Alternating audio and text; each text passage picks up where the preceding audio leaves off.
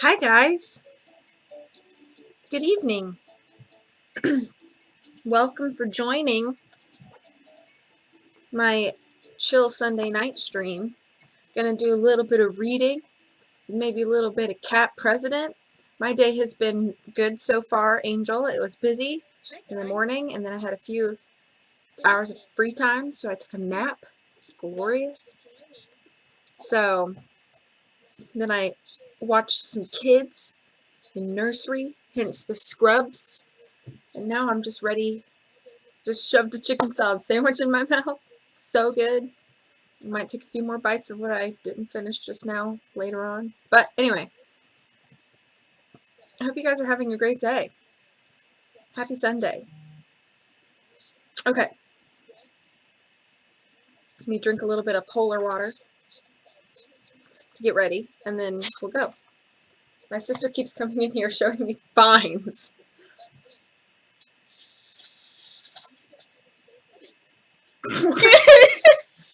Okay, go. That's like the fourth video she's shown me in like 3 minutes.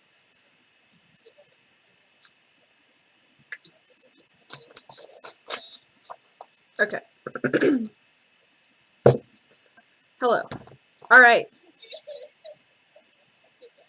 Are you guys ready? I'm watching my own stream back and laughing. Okay, anyway. Stay Tuned for Danger by Carolyn Keene. Nancy Drew Files, case number 17. Look, twins. Okay. Chapter 1. Nancy, you're driving me nuts. Would you please finish that sundae? Our plane leaves in an hour. Bess Marvin looked longingly at her friend's dessert. Then she pulled a pink beret over her straw blonde hair and reached for the matching pink jacket that was hanging on the back of her chair. Nancy Drew looked at Bess, her blue eyes sparkling with amusement. Take it easy, Bess. We're 5 minutes from the airport. George will get us there in plenty of time. Nancy and Bess were flying to New York City to visit Nancy's aunt, Eloise Drew, and George was dropping them off. It was early, so they had decided to stop for ice cream near the airport. Admit it, Bess, George Fane said with a laugh, throwing an arm around her cousin's shoulders. You're just jealous because Nancy's eating that fantastic, splendiferous, mouth-watering, and it's so good, Nancy said, licking her lips. Quit teasing, you guys, Bess muttered. I swear I gain weight just looking at something that fattening. It does look good, George said, wistfully agreeing. She and Bess were cousins as well as best friends, but they couldn't have been more different. With her tall, athletic figure, her dark hair and eyes, and her level-headed approach to life, George was her cousin's opposite in every way.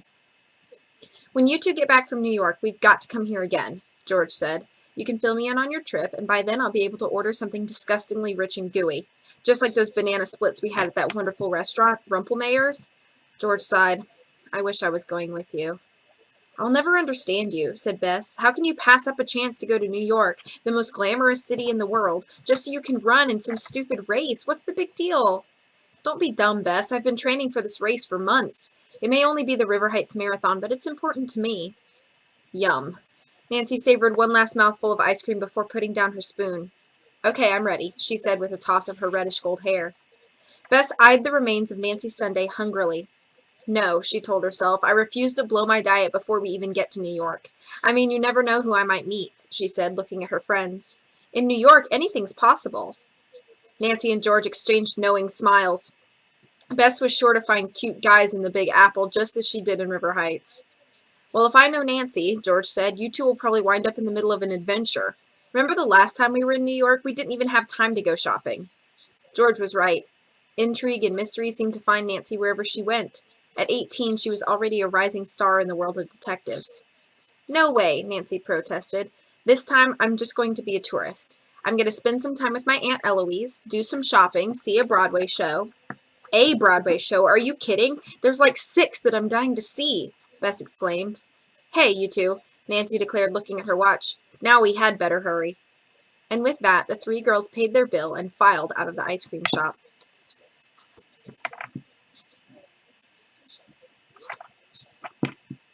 Here we are, Bess said, staring up at the elegant old apartment building. This street always looks like a movie set of old New York to me, like it's 100 years old at least. It was true, Nancy thought. The street had old-world charm, from the tall ginkgo trees with their fan-like leaves to the old-fashioned gas lamps along the sidewalk that fronted the many brownstone buildings.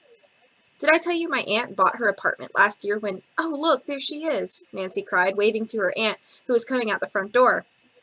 Tall and elegant, Eloise Drew was a female version of Nancy's father, Carson. They had the same lustrous brown hair and aristocratic features. Nancy, Eloise cried, hugging her niece warmly and planting a kiss on her cheek. I'm so happy to see you. And Bess, she said, taking Nancy's friend warmly by the hand, how good it is to see you again. How was your trip? Eloise asked as they entered the building.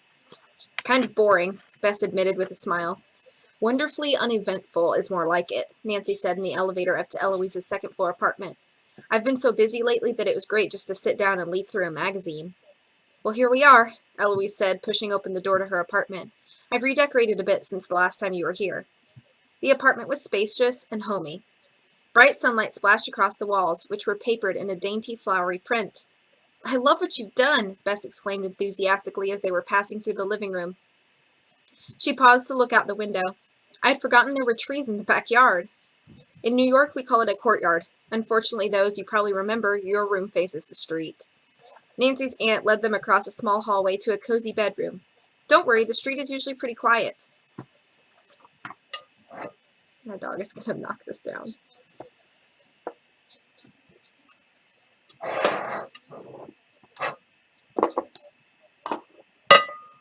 No, Sadie.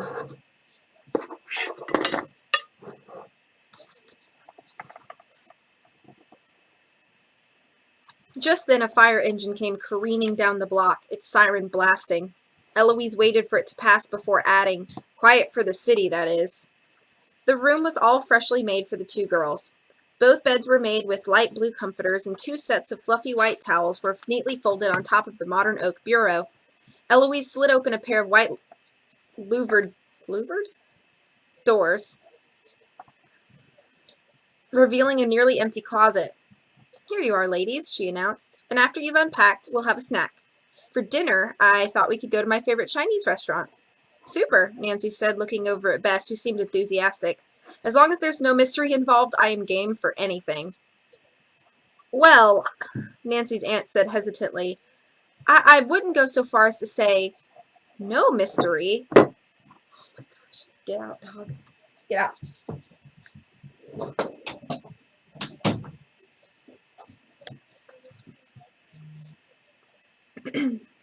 I was going to save it for later, but since you brought it up— Oh no, I don't want to hear another word. I'm here for a week's vacation, and that is that. Nancy flung herself on the bed and covered her head with a pillow. Okay, Eloise shrugged. I only thought you'd be interested because it has to do with a TV show. She stared absently at the ceiling, showing no emotion. What TV show? Bess asked. Nancy's aunt didn't answer. Come on, Nancy, ask her. I've got to know. Nancy peeked out from under her pillow, looking back and forth from Bess to Eloise. Okay, Aunt Eloise, she muttered. I give in. What show? Well, let me start at the beginning, the older woman replied, sitting down next to Nancy. Yesterday, I happened to tell my downstairs neighbor that you were coming to stay with me. Her name is Maddie Jensen, and she's in— The Maddie Jensen of Danner's Dream? Eloise nodded, and Bess nearly fainted with excitement. I don't believe it. Maddie Jensen is your neighbor? Is she as beautiful in real life as she is on TV? Is she anything like Serena Livingstone? Hey, wait. Nancy propped herself up on one elbow, looking bewildered. You guys are way ahead of me. Who is Serena Livingstone? Bess looked at Nancy as if she'd just arrived from Mars. That's Maddie Jensen's character on Danner's Dream? Gosh, Nancy, you're really out of it. You at least know who Rory Danner is, don't you? Nancy shook her head. His real name is Rick Arlen. He and Maddie are the stars of the show, Eloise explained. Anyway, I told her that you're a detective, and she got very excited. Well, is she? Bess persisted. Nancy and Eloise looked at her, puzzled. As beautiful in real life, I mean, and as together as Serena? Oh, Eloise laughed. Well, let's see. If anything, I'd say she's more beautiful in person.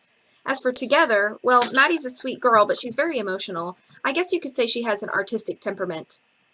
Eloise turned back to her niece. Anyway, she was really hoping you would stop by the set. It seems some strange things have been happening to Rick Arlen. She said she could get both of you guest passes for tomorrow morning, if you're willing, that is. If we're willing, of course we are, Bess declared. I can't believe I'm going to visit the set of Danner's Dream. Wait until George hears about this. She's as crazy about Rick Arlen as I am. Don't tell me George watches Danner's Dream, too, Nancy cried in surprise. George was always either training for some athletic event or lost in the pages of a book. How could she have time to watch daytime TV? Her mother tapes it for her, Bess exclaimed. Everybody watches Serena and Rory. They're the hottest couple on the soaps. I think I have heard of them, actually. He was featured in Chatter magazine last month, right? Nancy asked. Bess nodded. Blonde hair, dazzling blue eyes, muscles out to here, she said, indicating large biceps. Need I say more? I get the picture, Nancy replied, but I promised myself no mysteries. Come on, Nancy, how many chances do you get to meet real stars? Well, it would be kind of interesting to see how a television show's put together. Interesting, Bess cried. It'll be fantastic. I'll die if we don't go. Then I guess I can't say no, can I? She turned to her aunt. Okay, you can tell your neighbor we're on. Great, said Eloise. Maddie said you could show up at the studio around 10. All right, Bess exclaimed, her light blue eyes dancing. Now I've just got to decide what to wear tomorrow. I'd rather check out that snack you were talking about, Aunt Eloise. Wait a minute, cried Bess. I'm coming. I'll pick up my clothes later. Nancy had to laugh. Bess was so excited. She just hoped that Maddie Jensen was as prone to exaggeration as Aunt Eloise had said she was. If so, how much of a mystery could there really be? Are you sure the skirt fits? Bess asked. Blah. She and Nancy had just walked through the huge glass doors of Worldwide Broadcasting. You look fabulous, Nancy assured her friend. All morning, Bess had been fussing in front of the mirror, getting ready for their visit to the set of Danner's Dream, and the results were definitely worth the work. In her soft suede skirt, tights, and ankle boots, Bess looked like a star herself. Okay, people, a voice behind them shouted. We go in here. Make sure your guest pass is visible. Nancy turned and saw a group of about 30 people push through the same glass doors she and Bess had just entered. It's okay, Harry, the tour guide in a navy blue uniform called to the security guard. They're with me. Where you going, Danner's Dream? The guard asked. You guessed it, replied the tour guide. It's going to be a zoo in there today, the guard muttered. But whatever, management must know what they're doing. Take 'em into Studio 1, Joe. Well, if I were Serena, I'd kill him, Nancy heard a woman say in the tour group. I mean, who does Rory Danner think he is? They may have to kill him, her companion replied. I heard he's leaving the show at the end of the season. No. Yes. Didn't you read the Star Sentinel last week? He wants to break his contract to make a movie. Well, if you ask me, Rick Arlen has gotten too big for his britches, the first woman said. We fans count, you know. At the rear of the group was a large man in an old sweatshirt. He was shifting from foot to foot and muttering, You'll find out, Rory. You're not that great. At last they all disappeared through a set of swinging doors. They sure seem angry, Nancy remarked. That's nothing, the security guard said. Ever since Arlen decided he was leaving the show, seems like everybody hates him. I wouldn't want to be him right now, no siree. He shook his head. Can I help you girls? He finally asked. We're here to see Maddie Jensen, Nancy said politely. She's expecting us. The guard checked his book. Miss Drew and Miss Marvin? He asked. Let's see, 10 o'clock. She's probably just going into makeup. It's down the hall and around to your right. First left, after the producer's office. Thanking him, the girls made their way through the set of swinging doors that led into a long hallway. The noisy tour group had gone directly onto the set, but Nancy and Bess continued on looking for the makeup room. This must be the hall he means, said Nancy. Maybe we'll pass the casting director's office, Bess whispered, following her. Just then, the two young secretaries stepped into the hall ahead of him. Well, I think he has a good point, one was saying to the other. He may have a point, but that's still no way to talk to people, even if he is the producer. Feelings seem to be running high everywhere, Nancy thought. Suddenly, she grabbed Bess by the wrist and signaled for her to be quiet. They stopped by an open door with a sign that read William Pappas, producer. They couldn't see in or be seen. Inside, a man was shouting, probably into a phone since no one responded to him. I've told you before, he can't do this to me. I don't care if he is Rick Arlen. If he leaves this show, he'll never work again. Nobody breaks a contract with me. I'll kill him before I let him work for someone else. End of chapter 1. I have a lot of chat to catch up on. Let's see.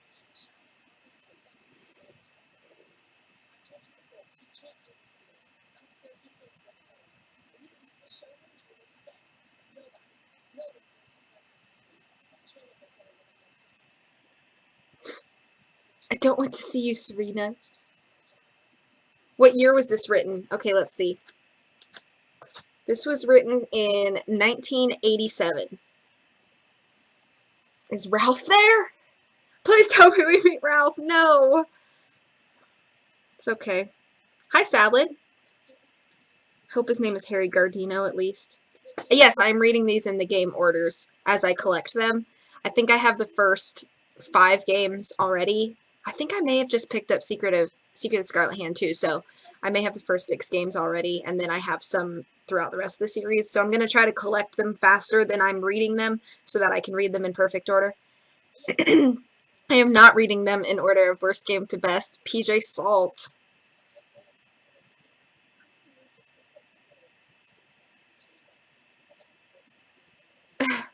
So so one chapter, there's obviously some differences. Nancy's staying with Eloise, and Maddie is just her neighbor instead of Nancy staying with Maddie. And then, yeah, Ralph / Harry. That's really the biggest differences so far, but we'll see. Moving on. Chapter 2. I can't believe he feels that strongly about Rick Arlen, Bess whispered angrily. Nancy peered into the office, taking care to remain hidden. William Pappas's face was flushed with anger as he stared at the phone he had just slammed down. He fumbled in his pocket for a cigar. Actors. They're all alike. No class. None at all, he muttered to himself. Then he rose and shouted to a timid-looking girl in an inner-adjacent office. Get the writers on the phone and tell them I want a Rory Danner death scene. The more realistic, the better. That idiot doesn't deserve to live after what he's put me through. And where's my Danish? You know I can't think before I've had my second coffee. Come on, Nancy said in Bess's ear. Let's get out of here.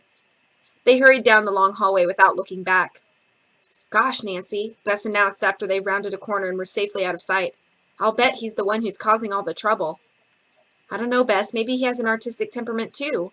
Remember what my aunt said about Maddie Jensen? Bess's attention, however, was caught by something else. Makeup. Here we are. Bess placed her hand over her heart. I can't believe I'm about to walk through that door and meet Maddie Jensen. How do I look? Are you sure this skirt is okay? Nancy couldn't help laughing. You're too much, she said teasingly. It still looks great, but if you're so uncomfortable, then why did you wear it? Because it looks great. You just said so yourself. Taking a deep breath, Bess knocked on the door. Come in, someone called out. Bess immediately recognized the voice of her favorite soap opera character. Inside, Maddie Jensen was sitting in a large barber-style chair. Her famous auburn curls were wrapped in purple curlers, and her porcelain skin was scrubbed clean. Not a hint of makeup anywhere, but she still looked incredibly beautiful, and her green eyes sparkled. Maddie Jensen, Bess sputtered. You must be Nancy Drew, Maddie replied. She held out a manicured hand and gave Bess a warm smile. No, I'm Bess Marvin. She's Nancy. Oh, of course. Maddie corrected herself, taking Nancy's hand. It's great to meet both of you. Thanks, same here, Nancy answered. Nancy, Bess, I'd like you to meet Kay Wills. She's our makeup artist and one of the great ones. Without her, I'd be lost. Come on, Maddie, don't be so modest. Kay rolled her eyes at the girls and began dotting ivory base on Maddie's forehead. With looks like yours, you'll never be lost. Well, looks aren't everything, are they? Maddie sighed, holding her head still as Kay blended in the foundation. Try telling that to your leading man, Kay sniffed, continuing to work. Poor Rick, Maddie murmured. He's so misunderstood, and now all this awful stuff is happening to him. Nancy, maybe you'll be able to help. Nancy leaned against the wall. To be honest, Miss Jensen, I'm in New York on vacation. I don't really want to get involved in anything too complicated. Please call me Maddie, and you've got to help him, Nancy. It's a matter of life and death. You know, you're a lot more upset than he is, Maddie, Kay put in. As far as I can tell, he loves the attention, no matter how negative it is. Nancy was puzzled. Well, maybe if you could tell me what's going on, I could give you a few suggestions, she offered. After all, she told herself, giving advice was different from actually getting involved. Didn't Eloise tell you? Maddie asked frantically, her luminous eyes filling with tears. Someone's trying to kill Rick. Don't cry, Kay ordered, dabbing Maddie's eyes with the tissue. You'll ruin the makeup I just did. I'm sorry, it's just so upsetting. Maybe you should start at the beginning, Nancy suggested, taking an empty chair next to Maddie. It began with the chocolate, Maddie explained, leaning forward. Kay chased after her face with a powder puff. A box of it came in with the rest of the fan mail one day. Rick is a maniac for chocolate, so he opened the box and ate one right away. It was so bitter that for a minute he thought he'd been poisoned. After a while, though, when he didn't keel over, he figured it was just a practical joke.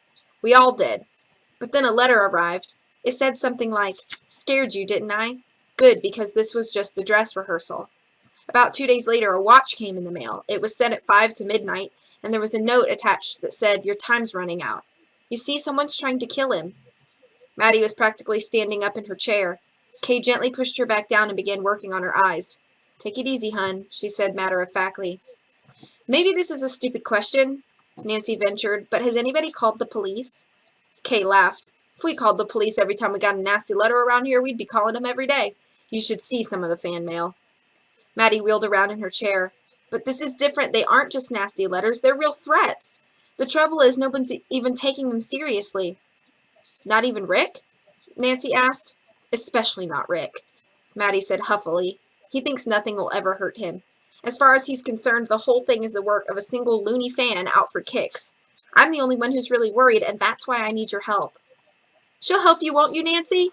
Bess said, not really asking the question. "We'll stay here as long as it takes." Nancy smiled wryly. Bess would have promised anything if it meant she could spend more time with her idols. "But Bess," she said, protesting, "we have a lot of sightseeing planned," and just then the door flew open and Rick Arlen burst in. Bess gasped. He really was even more gorgeous in person. A lock of blonde hair had fallen over his forehead and he impatiently brushed it away. He was holding up a black and white glossy photograph of himself. The photo had been scratched almost beyond recognition. "Maddie," he said, thrusting the picture into her hands, "it's happened again. Look at this." Maddie looked at the photo and at the message scrawled beneath it. "If you won't be mine, you won't be anybody's," she read. She looked up at Nancy. "You see what I mean?" "At least it's an old picture," Rick said, trying to make a joke. "It's not even very good, actually." Bess was standing, absolutely frozen, staring moronically at Rick. Noticing her obvious interest, Maddie hastily introduced the girls to Rick, but it was clear that his mind was on other things. He hardly noticed them. "Whoever did this has some nerve," he was saying. "Imagine tearing up my face like that." "Please, Rick," Maddie begged. "If you won't call the police, will you at least tell security about this?" "Come on now," he said, waving away her concern. "What are they going to do about it? Shake their heads and wring their hands, that's what. Anyhow, it's probably just old man Pappas trying to scare me." "Rick!" Maddie gasped. "You don't really think—" "I don't know what to think," he muttered with a shrug. "All I know is that we're scheduled to be on the set in 5 minutes for dress rehearsal, and I haven't got time for nonsense like this." Rick turned toward the door. Jaw set, eyes ablaze, he was the picture of that perfect romantic rebel, Rory Danner. "See you on the set, Maddie. Oh, and nice meeting you, girls." He gave Bess and Nancy a cursory nod as he left the room. "What a hunk," Bess whispered hoarsely. "Oh, Nancy, you've just got to take this case. Just think what might happen to Rick if you don't." "Bess, sick as it might be, sending hate mail is not a felony." "Please," Maddie said, breaking in. "Something's very wrong here, I'm sure of it. I'd feel so much better if you'd at least stay and watch this morning's dress rehearsal." Nancy looked from Maddie to Bess and back again. There was no way they would let her say no. Besides, she reasoned, watching a soap opera rehearsal was kind of like sightseeing, wasn't it? "Okay, we'll stay," she agreed. "Oh, Nancy," Maddie cried happily, "you won't regret this, I promise." Nancy hoped not, but she couldn't get rid of the depressing feeling that for the 100th time a relaxing vacation was about to be ruined.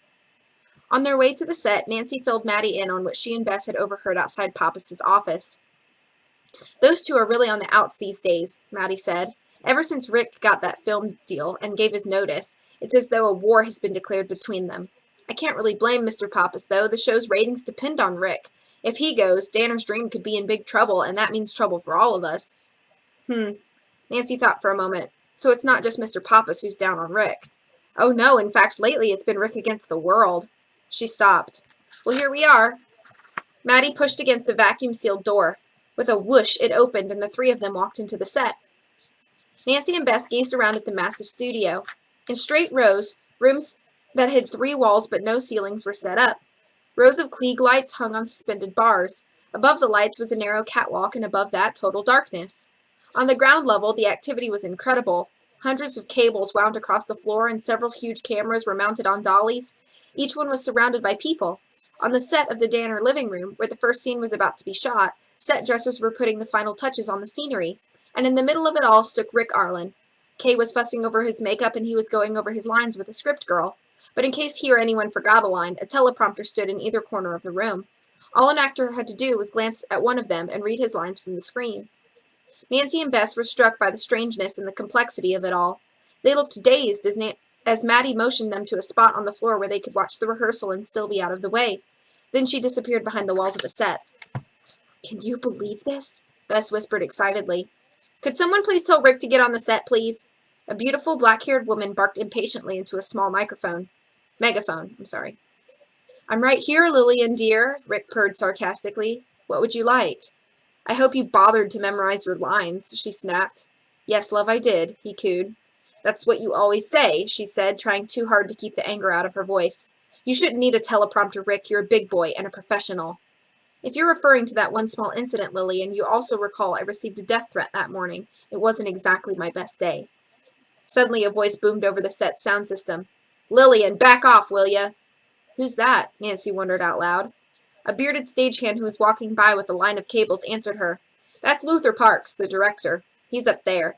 The stagehand pointed to a plexiglass booth above the door at the back of the room. "He watches the rehearsal on the bank of TVs up there, and then chooses what camera shots they'll use." "And who's Lillian?" Nancy asked.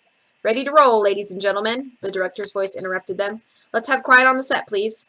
"Places, everyone," the stage manager yelled. "Charlie, are we locked up?" The man at the door nodded. A bright light went on above him. "That light means we're shooting," the same stagehand explained in a soft whisper. With a quick smile, he was gone. In the silence of the huge studio, Nancy could feel the crackling of tension. For a split second, no one moved. Then Rick appeared on the set and sat down on the beige sofa in the Danner living room. With his head in his hands and his elbows on his knees, he looked just like the tortured Rory Danner, brooding over his life. Then Maddie, playing the cool and dignified Serena, appeared in the living room doorway. "Rory," she called out softly, "may I come in?" Rick looked up and then dropped his head back into his hands. "I don't want to see you, Serena," he growled. "Just get out and leave me alone." Maddie stood by the door, cold as ice. "Rory, I have to talk to you. Right now." The cameras rolled in for a close-up. Just then, Nancy noticed a faint shadow moving back and forth on the back wall of the set. She glanced up to see what was causing it. High overhead, she saw a Klieg light wobbling wildly on its track. Horrified, Nancy watched as it broke off the bar with a sickening snap and hurtled downward. It was heading straight for Rick. End of chapter 2. Let's go back to where I'm at. They didn't want to make any more terrible character models. Oh gosh. That's true. Less creepy pictures of terrible 3D character head photoshopped onto real people bodies. Watching the Wedgie. I saw that Wedgie, Good Mythical More.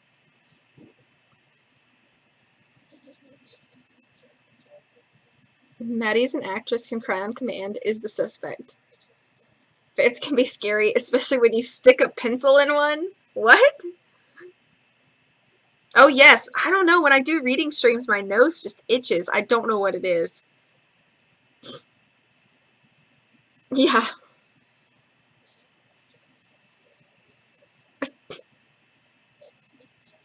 Did she really say please twice? Let me see.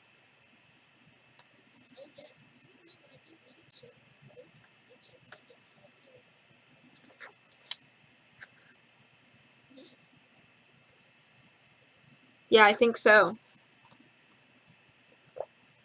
I don't want to see you, Serena. I'm so glad that they took that line directly from the book. Hi, Summer.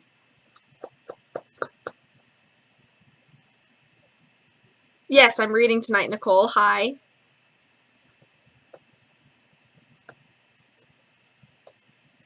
I understand the pencil from Haunted Carousel, but what do you mean fans can be scary, especially when you stick a pencil in one? I guess I don't get that. Sorry. Can you use the pencil on the fan in Haunted Carousel and I just never knew that? Or now I have to wait for your answer, so I'm going to eat a bite of this sandwich. Oh, my microphone's in the way.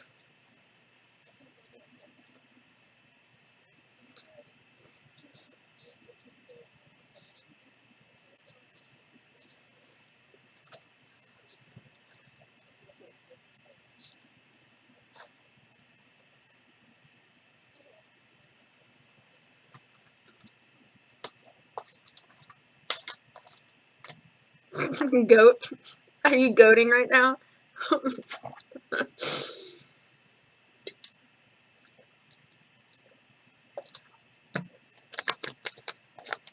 Sandwich time, that's right. Okay. I'm sorry. I know I've never stuck a pencil in the fan. I assume that that would be dangerous because, you know. So no, I've never done that.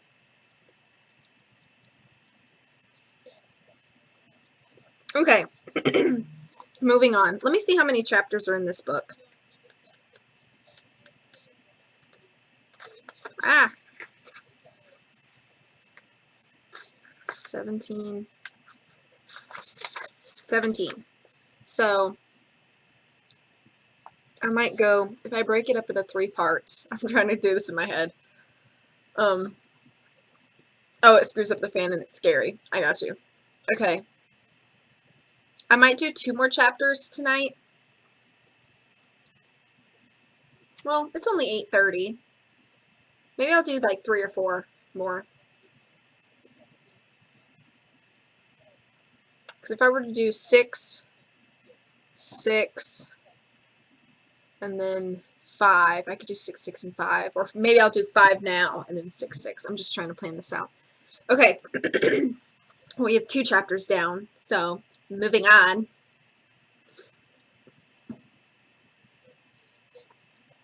Chapter 3. Nancy stood up and dove across the set, landing on top of Rick. The sofa beneath them toppled over backward. Everyone watched in frozen terror as the heavy lamp hit the floor where the couch had been, shattering into 1,000 pieces. Moments later, pandemonium broke out as the cast and crew gathered around the scene of the disaster. Maddie rushed up to Nancy and Rick, who were still in a heap on the floor, gasping for breath. "Rick, you could have been killed!" Maddie cried. The stage manager was calling for everyone to remain calm on the set, and Bess tried to push her way through a group of stagehands. She stretched, looking to see if Nancy and Rick were okay. "What in the world is going on around here?" William Pappas hurried onto the set, pushing people aside as he went. "This is all I need. Our insurance rates are high enough as it is," he muttered angrily. "Is anybody hurt?" "Nope," Rick replied from his position on the floor. "I was just rescued by this beautiful creature." He looked up at Nancy with a grateful smile. "Hello, gorgeous. Where have you been all my life?" Nancy turned red to the roots of her hair as she scrambled off Rick and onto her feet. Brushing herself off, she started to push her way through the crowd of onlookers. She had to find Bess. "Wait," Rick called after her. "Don't leave me now." With that, a group of stagehands who were standing nearby broke out in nervous laughter. Just then, Nancy felt a hand on her shoulder. It was Maddie. "Thank heavens you were here. If you hadn't gotten to Rick so quickly." She shivered. Turning to the crowd, she called out, "Everyone, I'd like you to meet Nancy Drew. She was my guest today." Everyone clapped, and Maddie smiled weakly. "And now I'm going to call security. Maybe they'll believe that someone really is after Rick." And with a toss of her pretty head, she stepped off the set, headed for the intercom behind the scenery. "Well, dear, that's one way to meet a star," Lillian observed caustically, glaring at Nancy. "Wait just a minute," Nancy began, but then she decided it would be better not to say anything. Lillian may not be the friendliest person she'd ever met, but the last thing Nancy wanted was to make an enemy at the beginning. Beginning of what? Nancy suddenly asked herself. An investigation? Was there really anything to investigate? After all, she reasoned accidents happen. Dodging Lillian's pointed remark, Nancy excused herself and made her way over to the corner of the set. Rick was there chatting with Bess. "Ah, my savior," he said when he saw Nancy, but her quick frown made it clear that she wasn't going to fall for his lines. "Hey, girls," Rick suggested. "Why don't the 3 of us go back to my dressing room? We can have a soda and get to know each other a little better while they're cleaning up this mess." "Oh, we'd love to," crooned Bess. Elbowing Nancy in the ribs, she prompted her friend. "Wouldn't we?" "I guess that would be all right," Nancy shrugged. Until security had finished looking around, no one would be allowed near the scene of the accident anyway, and maybe she could use the time to find out a little more about Rick Arlen. "By the way, who was that woman, Lillian somebody, who was so angry at you earlier?" Nancy asked him as they headed down the empty corridor. "Her name is Lillian Weiss," he hissed, making the name sound snake-like. "She's the assistant director. While Luther is up in the booth playing God, she's his watchdog." "Sounds like she's not your favorite person." "She's not. But then Lillian's just a nobody around here. I don't let her get to me. She's not worth even thinking about." Just then they came to a door with a polished brass star on it and Rick's name above the door. "Come into my parlor," said the spider to the fly, he quipped lightly. He ushered them in and closed the door quietly behind them. The bright lights in the dressing room blinded Nancy for a moment when she stepped in. "I love this room. It's so warm and bright. This is the place I go to get away from the craziness out there." He pointed toward the door. "Let's see now," he mumbled. "I'd offer you a chocolate, but I'm afraid they're a little bitter. But can I get you something to drink?" Rick opened a small refrigerator. Bess pushed a lock of blonde hair behind her ear before she said, "Okay, a diet soda for me." "Pour-vous?" he asked, turning to Nancy. "The same, thanks. You're a very smart girl. And brave, too. Would you care to marry me?" Rick had taken Nancy's hand gently in his own, and now he offered her a bouquet of imaginary flowers with the other. Nancy pulled her hand away and looked at him.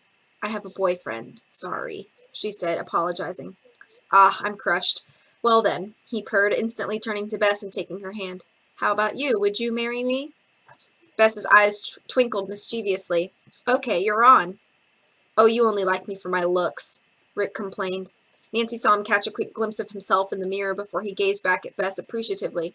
"But then you're not too bad yourself." Bess blushed. She seemed to melt into the dressing table as Rick stared at her. Rick Arlen obviously knew how to flirt, Nancy observed, and Bess was definitely being taken in. "Well," said Nancy, trying to break the spell, "for a guy who just barely escaped a terrible accident, you're in a pretty good mood." Of course I am," Rick said agreeably as he poured the sodas. "I was lucky. That's the best way to be if you're going to be in an accident. Don't you agree? But then I've always been a lucky guy. I mean, I just met you two, didn't I?" "Some people don't think the things that have been happening to you lately are accidents," Nancy said. Rick sank into a plush chair and looked at her impatiently. "Some people are also frightened of their own shadows. Look, when you're a TV star, you have to expect a little craziness. It comes with the territory, along with a lot of good things, too. Has anyone ever told you that you're beautiful?" he added offhandedly to Bess. She almost swooned into his costume rack. She's really eating this up, Nancy thought. Bess actually seemed to take Rick's baloney seriously. "Look, I'd better get back to the set," Nancy said, putting down her soda. "Security should have a good look around by now, and I want to find out exactly what happened. Are you coming, Bess?" she asked. "Is it okay if I meet you back there in a little while?" Bess responded. "Don't worry about Bess here," Rick put in with a grin. "I'll take care of her." That was just what Nancy was afraid of. Pushing through the thick, soundproof door, Nancy stepped back onto the set. Immediately, she saw Maddie trying to break up a fight. One of the men was William Pappas. Nancy hadn't seen the other man before. He was slim, handsome, and at that moment his eyes were ablaze with anger. "It was an accident," Pappas was shouting. "Technicians are only human. Now, if you'll get off my back, I'll find out who was responsible and deal with that person. I can't do anything if you're going to stand here and scream at me all day." "You still don't get it, do you?" the other man shouted back. "Maddie could have been killed in there, and I promise you, if so much as a hair on my client's head is ever hurt, your network will be facing the biggest lawsuit the world has ever seen. Come on, Maddie." He grabbed Maddie's arm and marched toward the door. Nancy ducked behind a piece of scenery and continued to watch. "Dwayne, please calm down," Maddie protested. "No one was trying to hurt me. I was nowhere near the accident." If the network's responsibility to protect you from if let me start that over. It's the network's responsibility to protect you from things like this, Maddie. Look at those shards of glass. What if one of them had cut your face? Your career would be ruined. "No one is going to get hurt, Dwayne," Papa said, calmer now. "This is never going to happen again. Now, will you please get out of here so we can clean up this mess and get on with the show?" As Dwayne stalked off, Nancy heard Papa's remark to Maddie. "It's just my luck that idiot agent was here today. The last thing I need is a nervous Nellie on the set the day the roof falls in. No offense, Maddie, but the man is a complete fool. Excuse me, please, will you?" As Pappas breezed by her, Nancy grabbed Maddie's elbow and they followed him. The producer walked immediately over to the chief of security and began asking questions. Nancy and Maddie got as close as they could without being noticed and listened intently. "It looks like an accident, plain and simple, Mr. Pappas," the security man was saying. "Thank you," Pappas muttered. Then he strode directly over to where the lighting technicians were gathered. "Which one of you was responsible for checking those lights this week?" he asked. "I was," admitted one of the men unhappily. It was the man with the beard who had talked to Nancy and Bess earlier. "But they checked out fine. In fact, I just checked out this morning." "What's your name?" asked Pappas darkly. McPherson, Mr. Pappas, but you're fired, McPherson." Stop by the front office and pick up your severance pay. I don't ever want to see you around here again. Understand? Before the man could say another word, Pappas was gone. Maddie and Nancy looked at each other. You've got to believe me, Maddie whispered urgently. That was no accident, I'm sure of it. Nancy sighed. If security thought it was an accident, it probably was. Still, I think I'll take a look around there myself. You never know. There wasn't much to see. All the glass from the broken light had been swept into a pile in the corner, and the light itself was in pieces against the wall. Each piece seemed to have been tagged for reference. Security seemed to have done a pretty thorough job. Nancy was about to give up and go back to Rick's dressing room, but decided to take a last look around. As she walked over to the back wall of the living room, a flash of something metallic caught her eye, and she bent to the floor. There, almost completely hidden from view, was a piece of metal with a bolt attached. One edge of the metal was shiny, as if it had been scraped or cut. Nancy walked over to the lighting technician, who was gloomily gathering his things together. Excuse me, she said, but could I ask you a question? The man turned around and looked at her for a moment. Oh, hey, I remember you. You're the girl who saved Rick's life, he said with a smile. I guess I should thank you. I would have gotten in real trouble if he'd gotten hurt. You don't have to thank me, Nancy waved him off, but you could tell me what this is. She showed him the bolt she found.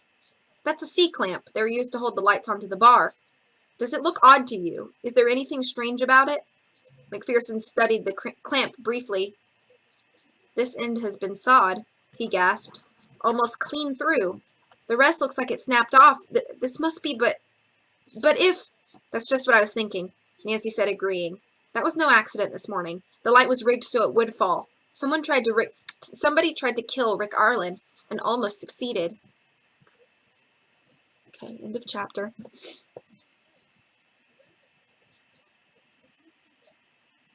Oh gosh, let me see this link that CJ sent. Fan explodes pencil. Oh gosh, here we go.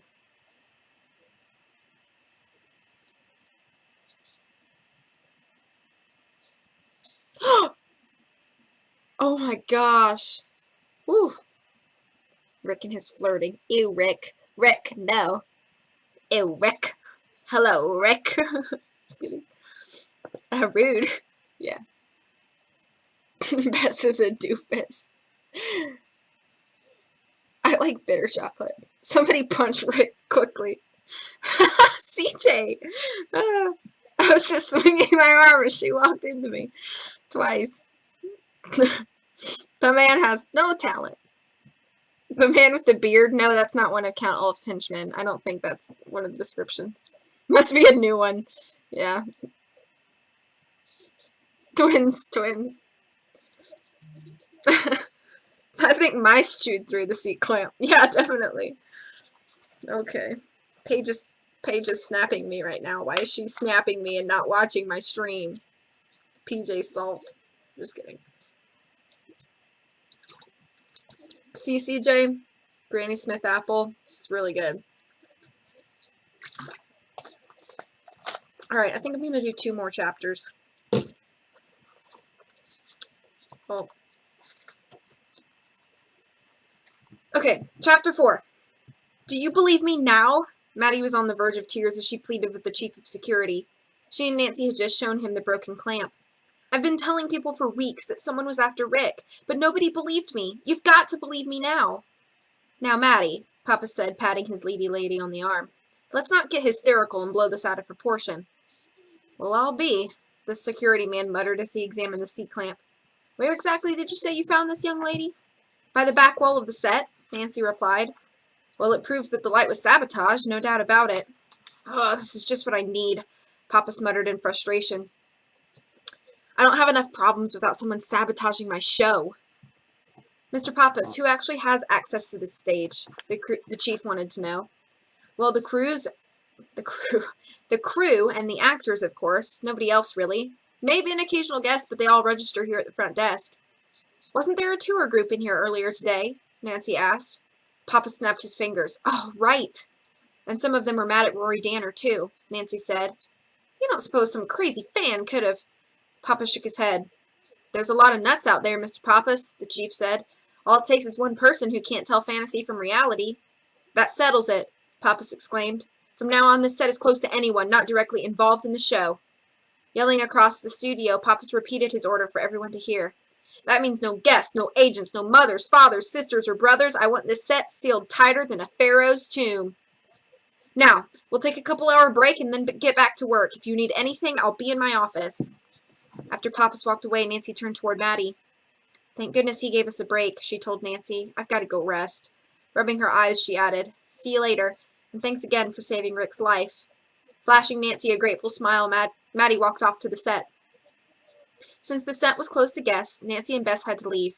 Nancy began to make her way back toward Rick's dressing room to collect Bess, but she soon realized she must have gone through the wrong door or made a wrong turn somewhere. One long corridor led to another, and for a moment Nancy didn't know which way to turn. Then the sound of a door opening slowly caught her attention. Instinctively knowing she shouldn't be in there, Nancy moved to a recessed doorway and waited silently. Nancy could just see Lillian Weiss nervously looking both ways before stepping into the hall. Once the door was closed behind her, Lillian seemed to relax. Nancy's heart was in her throat as she realized Lillian was heading straight for her. Nancy opened the door behind her and slammed it, making it sound as if she'd just come through that door. She stepped out into the corridor. Well, well, Lillian said, greeting Nancy with a snarl. Is our fair rescuer lost and helpless? Yeah, I guess I am. I was looking for Rick's dressing room, actually, Nancy told her. Well, it was almost the truth. Continue down this corridor and make your first left, Lillian snapped. And by the way, it was nice knowing you. I'm sure now that Pappas has closed the set, you won't be around anymore. Too bad. I'm sure you were Rick's favorite little bodyguard.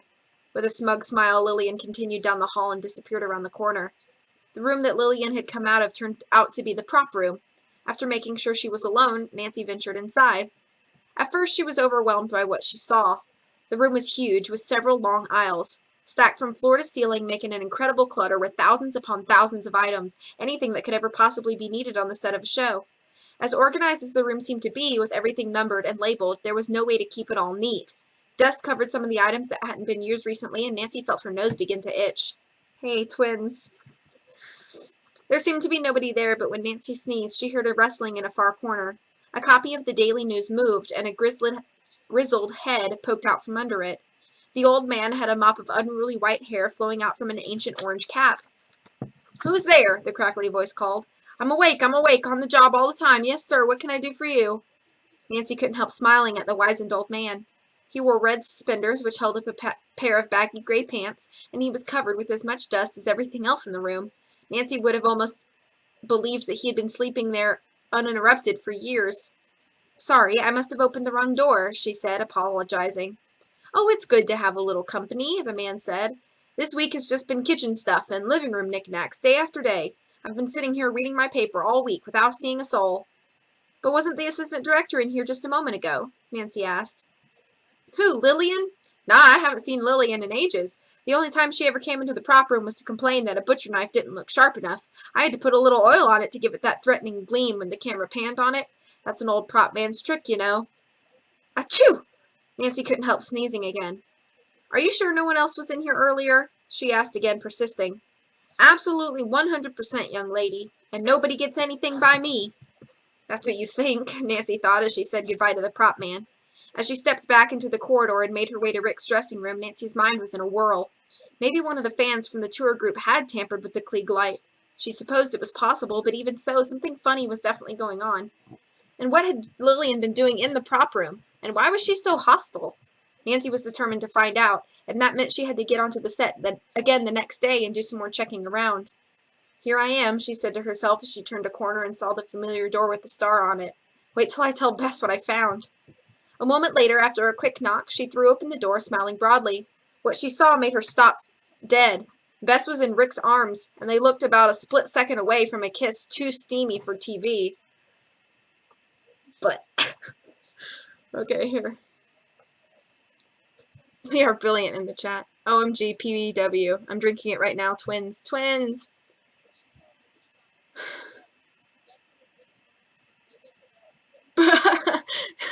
Summer, Bill Pappas met Mr. Johns and started a pizza business. Oh my gosh! We don't need description. B's got enough expressions with her eyebrows to cover for Lillian. Oh, I'm just gonna read like this now. Now I'm self-conscious. You're extremely sleepy. Hi, Brooke. Is Millie a man? Has Millie been a man this whole time? I think in this book she's a man. This is fun. Yeah, thanks for joining. I always get itchy nose when I read. I don't know why. Plot twist. Millie is a man. I wonder if his name is going to be Miller. I don't know. I know you're joking. It's just funny. I do have pretty expressive eyebrows. I have like Millie eyebrows. God, I should just talk like this. Oh gosh. Okay, one more chapter, and then I'm going to take a short break, and then I'm going to set up a Cat President stream, and we'll do some Cat President. But, okay, one more chapter for tonight of this. Chapter 5. Nancy! Bess cried, awkwardly trying to disentangle herself from Rick's embrace. Nancy looked from a blushing Bess to Rick and back. She's done that like 4 times in this book already. I'm sorry to interrupt. No, it's not what you think, Bess said, interrupting her as she tossed her blonde hair over her shoulder and straightened her collar. Rick just asked me to help him rehearse, that's all. She's very talented, Rick said, putting his arm around Bess's waist and drawing her closer. Well, I just came to tell you that Papa's closed the set to all visitors, Nancy said, looking at Bess. But Bess wasn't about to let anything ruin her day. Nancy, you'll never guess what Rick has offered to do. It's really nothing, Rick said, protesting. Nothing, Bess replied, her eyes dancing with excitement. You call taking me all over the city in a limousine nothing? Well, I already have the limousine, Rick shrugged modestly. He's going to give me a personal tour of the city on Saturday. Would you believe he's never been to the top of the Empire State Building? How can you live in New York and not see the Empire State Building? Nancy asked. Actually, a lot of New Yorkers have never been there, he explained. We always say we're going to go someday, but somehow we never get around to it. It'll be a real treat for me. Bess continued to gaze at the handsome TV star. Nancy couldn't help worrying that her friend might be getting in over her head. Bess, aren't you forgetting that Rick might be in danger? I don't know if it's such a great idea for you to be alone with him, you know. Don't be silly, Rick laughed, wiping his makeup off with a thick cloth. I can take care of both of us. Listen, I've got an even better idea. Why don't you come too? I'm pretty sure I could round up a friend for you. That's great, Bess cried happily, turning to Nancy. Okay, count me in, Nancy agreed. Spending the day with Rick was one way to keep an eye on him. And on Bess. Come on, Bess, she said, taking her friend by the elbow. We'd better leave the set. Nice meeting you, Rick. Nancy turned to the door, but Bess wasn't quite finished talking to Rick. Well, I'm sorry we have to go so soon, but we're definitely on for Saturday, aren't we? She asked. I can hardly wait, love, he replied, blowing her a kiss. Till then, parting is such sweet sorrow. As soon as she closed the door, Bess stood stock still for a moment. Then she leaned on the wall in a daze. Did you hear that? He called me love. I heard, Nancy replied uneasily. Oh, Nancy, Bess cooed. He's so wonderful. Not at all conceited like some big stars probably are. Just think, I have a date with the Rick Arlen. Me, Bess Marvin, regular person. Do you know how many girls would kill for a date with the star of Danner's dream? Yeah, Nancy said, only half paying attention. She was wondering who was trying to kill Rick Arlen and why. We were standing there, watching this intense scene. I mean, it was so quiet you could hear your heart beating. Bess was going over the whole day as Nancy's aunt emptied a package of white mushrooms into her food processor. And then, well, the light just snapped right in front of our eyes, right, Nancy? Nancy looked up from the microwave where she was getting ready to bake 3 potatoes. Uh-huh, she agreed. And Nancy saved the day. You should have seen her, Bess said, continuing. I don't know how she reacted so fast. The light only missed him by a few inches. And Rick is amazing. He wasn't even afraid. And he said it was all in today's work. Can you believe it? Eloise's eyes clouded over with worry.